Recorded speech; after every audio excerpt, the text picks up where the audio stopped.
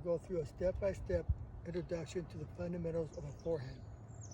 Step one, when you're on the singles court or the doubles court, you position yourself facing the net on the balls of your toes, the left hand on the grip of the throat of the racket, your right hand in your eastern or semi-western grip, and you're ready, watching to see where the ball is going to be coming. And that's the first part, is getting ready for the ball, and you're on the balls of your feet so you can move left, right, forward, or backward. There's a combination between the eastern and semi-western, but the grip is one so that when you're swinging the racket forward, the top of the racket is more toward the ground, or the face of the racket is going toward the ground as you come forward, so that the racket comes up through the ball. So again, I use either the eastern or semi-western grip, with my finger a little slightly open so I have complete control of the racket and a nice loose swing. Okay, so this is the grip I normally use for the forehand. It's a combination between the eastern and semi-western grip. I put the bevel of my knuckle on bevel 3 or 4. The main point is to be able to have a good position on the racket, so when I swing the racket, my racket face can go down toward the ground as I start my forward swing.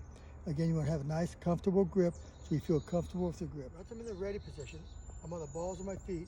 The main thing is I have to get to the ball. There's 2 or 3 ways of getting to the ball. One of them is I do like a split step. I can do a lateral move like this, left, right, left, or I can do a shuffle step. I can move my feet around. The point is to be able to get to the ball before it hits the ground on your side, so that you can turn, do the unit turn, and step into the ball. So what I'm doing is I'm on my feet, I see the ball coming, I start moving toward the ball so I can get behind the ball before it hits the ground. One of the things I try and do for myself is when I see my opponent hits the ball, it's going to my forehand, I'd immediately do my unit turn, and I get my racket back toward the back fence, so I'm behind the ball, my racket ready to go forward. That keeps me from having to go back and forth too quick. So if I have the racket back before the ball hits the ground, all I have to do is step into the ball. The next part is, after I've done my split step, I've rotated, I've gotten the racket back, now I want to make a full swing. I want the ball between my knee and my waist. It's like bowling, I'm going to go low to high, so I want to hit the ball by my knee high, and come up through the ball.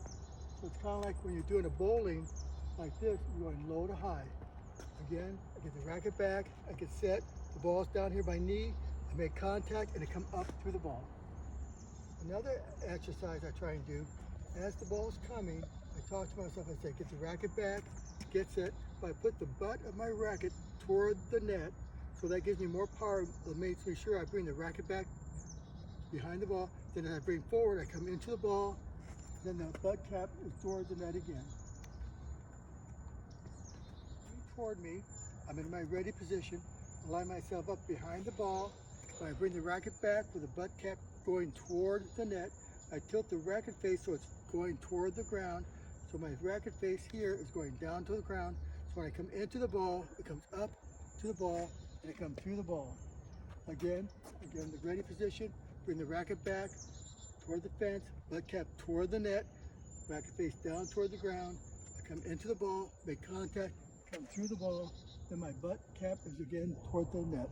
Now the next part is I'm going to show you how to go low to high. I'm going to drop the racket head below the ball so I can come up on the ball.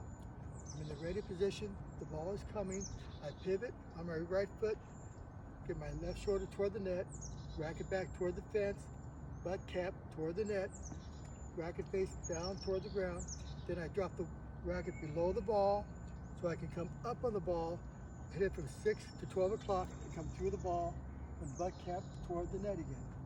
Again, nice and slow motion. I pivot, racket back, nice and easy, racket below the ball, come up on the ball, come through the ball. Show how the left hand comes into play. You don't want your left arm just be dangling to the side. When I'm in the ready position, I have my left hand on the throat of the racket. As I pivot on my right, and I turn my unit turn, I bring the racket back here. But see where my left hand is, like I'm going to catch the ball in front of me. I have the racket back, butt cap toward the net, racket face toward the ground. And then as I start my swing, my left hand is here, like I'm going to catch the ball, so I'm fully turned. And I bring low to high, get below the ball here. I make contact, come through the ball, so I can actually catch the racket with my left hand afterwards. Again, in slow motion, ready position, I pivot, racket back, butt cap toward the net, racket face down toward the ground. I'm going to come underneath the ball, hit from 6 to 12 against where our left hand is. Then I hit the ball here, I come up, and I step over the ball, and I come through the ball. Line up, my shoulders are parallel to the service line.